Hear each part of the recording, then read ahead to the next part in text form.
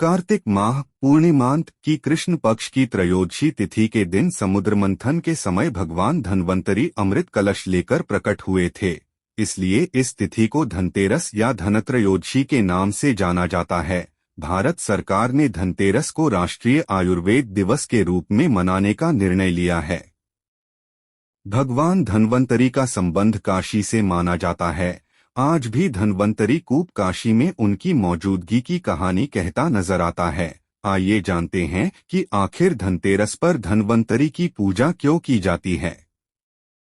भगवान धन्वंतरी की जयंती प्रतिवर्ष कार्तिक कृष्ण त्रयोदशी के मौके पर मनाई जाती है। काशी से धन्वंतरी का विशेष संबंध माना जाता है। धन्वंतरी का संबंध काशी से रहा है और वह विष्णु अंश के अवतार देव के तौर पर धनतेरस के मौके पर पूजे जाते हैं। काशी में उनसे जुड़े धन्वंतरी कूप की मौजूदगी काशी से उनके संबंध का प्रमाण माना जाता है। ऐसे में काशी में धन्वंतरी जयंती को मनाने की परंपरा का विशेष मान है। हिंदू धर्म की मान्यताओं के अनुसार वह आयुर्वेद के जनक भी माने जाते हैं। पौराणिक मान्यताओं के अनुसार पृथ्वी में उनका अवतरण समुद्र मंथन के दौरान अमृत कलश हाथ में लेकर हुआ था। इसी प्रकार शरद पूर्णिमा के दिन चंद्रमा, कार्तिक द्वादशी के मौके पर कामधेनु गाय और त्रयोदशी को धन्वंतरी और चतुर्दशी को काली मां और अमावस्या को महालक्ष्मी का समुद्र मंथन के दौरान उत्पत्ति हुई थी। लिहाजा वह जीवन को निरोग रखने वाले अमृत को लाने वाले देवता माने जाते हैं।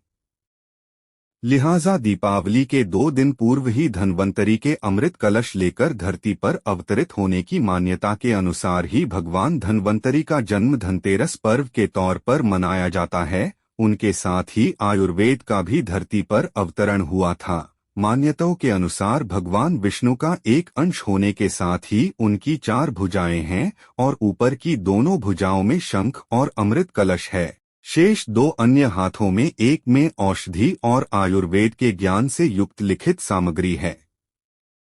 इनका प्रिय धातु पीतल को माने जाने की वजह से धनतेरस पर पीतल के बर्तन खरीदने की परंपरा हिंदू धर्म में रही है। कालांतर में उन्होंने अमृत सरीखे औषधियों की खोज कर आयुर्वेद की मान्यता को स्थापित किया था। लिहाजा चिकित्सक भी इस दिन उनकी पूजा करना नहीं भूलते। एक मान्यता यह भी है कि वह काशीराज धन के पुत्र के रूप में वह जन्मे थे, इसलिए वह धन्वंतरी कहलाए। विष्णु और ब्रह्मा पुराण में भी वैदिक जानकार इसकी मान्यता को स्वीकारते हैं। कार्तिक मास के कृष्ण पक्ष की त्रयोदशी तिथि के दिन धनतेरस मनाई जाती है। इस साल यह तिथि 10 नवंबर को दोपहर 12:35 से शुरू हो रही है। इस तिथि का समापन अगले दिन 11 नवंबर की दोपहर 01:57 पर होगा। धनतेरस के दिन पूजा प्रदोष काल में होती है, इसलिए धनतेरस 10 नवंबर को मनाई जाएगी।